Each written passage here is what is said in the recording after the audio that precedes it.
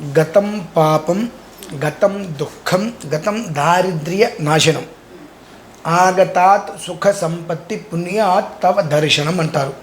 అంటే ఏమిటి అని అంటే భగవంతుణ్ణి ధ్యానం చేస్తే మనకేమేం పోతాయి అంటే గతం పాపం, గతం దుఃఖం, గతం దారిద్ర్య నాశనం. కేవలం భగవంతుని ధ్యానించడంతో ఈ 4 పోతాయి.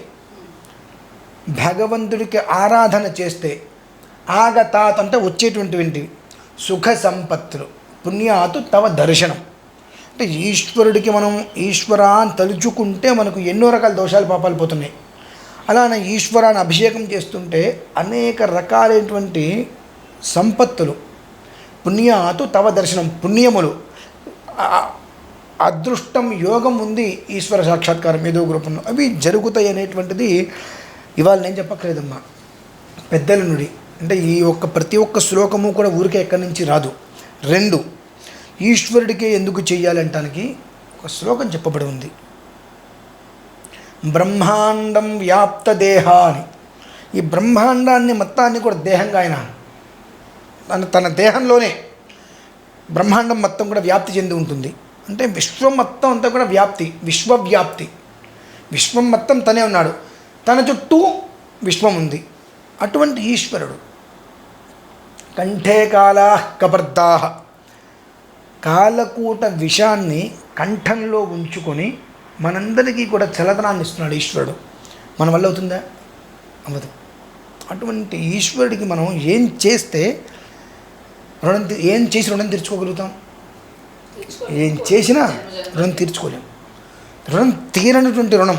అటువంటి రుణం కూడా ఈశ్వరుడు ఏమన్నాడు, నువ్వు తీర్చవచ్చయ్యా అన్నాడు. అభిషేకం చెయ్యి, అభిషేకం చెయ్యి, ఒక్క చెంబు నీళ్ళతో చెయ్యి, పాలతో చెయ్యి. నీకు ఏది దొరకలా భస్మం ఉంటుందిగా, భస్మంతో అభిషేకం చెయ్యి, నేను ఆనందపడతా అన్నాడు ఈశ్వరుడు. అంటే ఎలా చేయమన్నాడు? శివప్రీత్యర్థం అంటే నా గోత్ర నా పేరుతో కాకుండా పరమేశ్వరముద్దిశ్య పరమేశ్వర ప్రీత్యర్థం. అందులో నువ్వు సంతుష్టుడు కావు శివాన్ని చెప్పకూడదు. ముష్టి అని తెలుసమ్మా, ఇది ఈ భస్మం ఇలా పట్టుకొని ఆయన మీద వేసి నమస్కారం చేసుకో. దీంతో నువ్వు సంతుష్టుడు కా శివాన్ని అడగకూడదు మనం.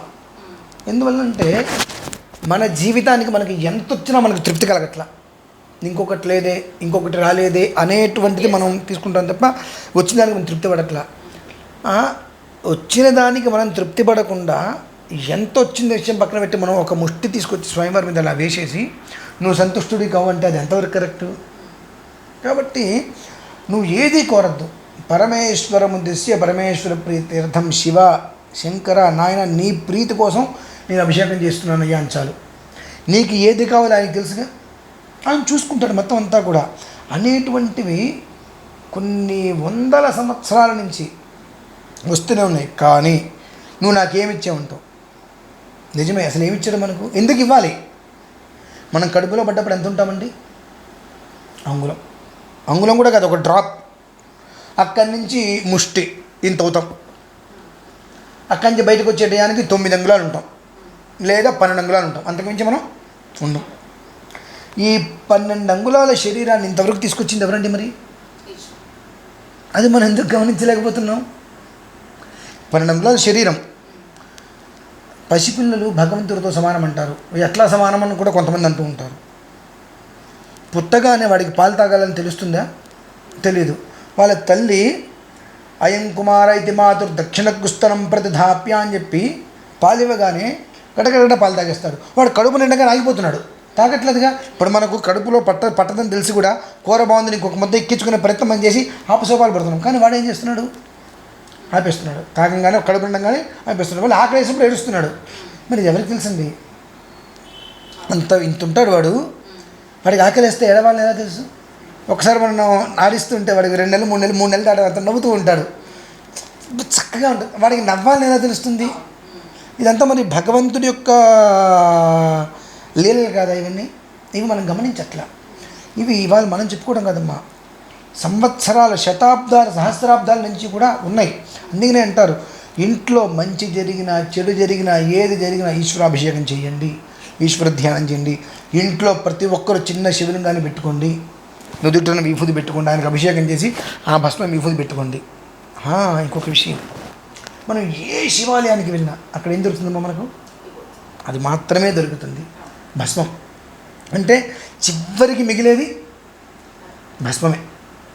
చివరికి మిగిలేటువంటిది ఏదైతే భస్మం ఉందో ఆ భస్మాన్ని ఈశ్వరుడు సుగంధ పరిమళం వల్లే ఒళ్ళంతా పూసుకుంటాడు. ఆయన పూసుకున్న దాన్ని నీకు ప్రసాదంగా ఇస్తున్నాడు. విభూతిరైశ్వర్యమణిమాధికమష్టధా ప్రాప్తి ప్రాకామ్యం ఈశత్వం వశిత్వం చ అష్టసిద్ధయ అని చెప్పి అన్ని రకాల అష్టసిద్ధులు ఆ భస్మంలో ఇస్తున్నాడు ఆయన.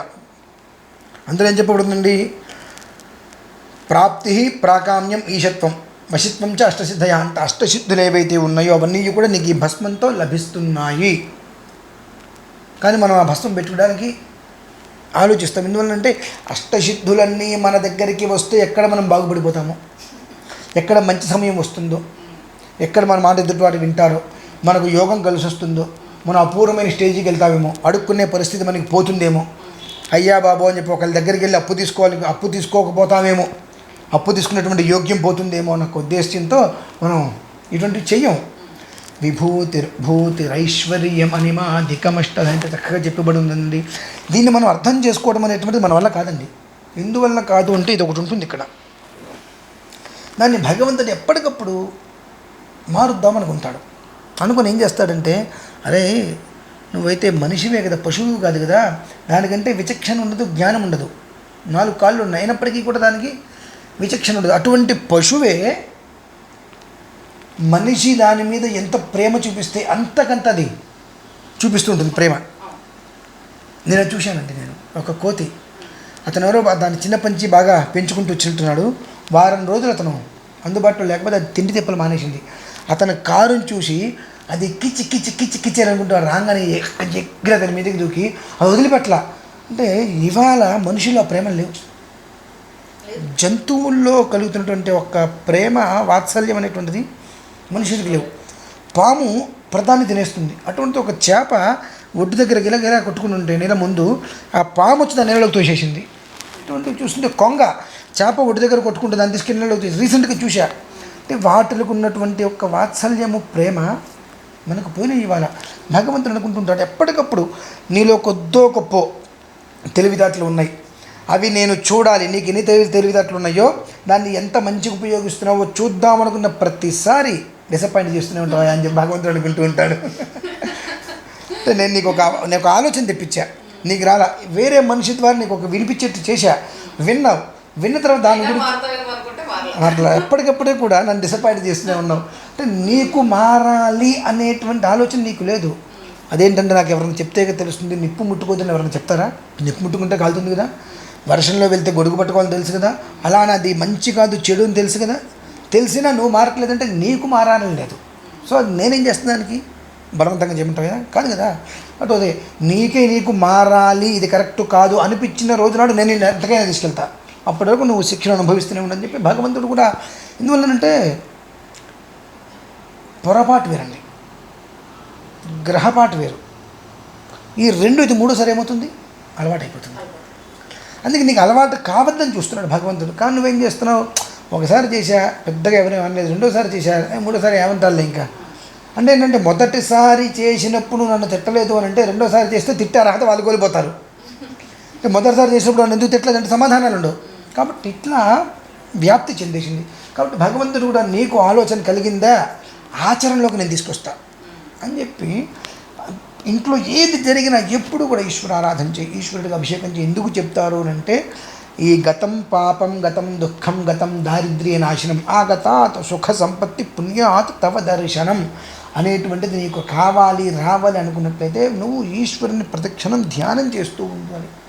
ఎప్పుడైనా ఒక్కసారి ఈశ్వరుడికి భస్మాభిషేకం చేస్తూ ఉండాలి. భస్మాభ్యక్తమనంగదేహదహన జ్వాలావలీలోచనం బ్రహ్మేంద్రాది మరుద్గణై స్తుతి పదై.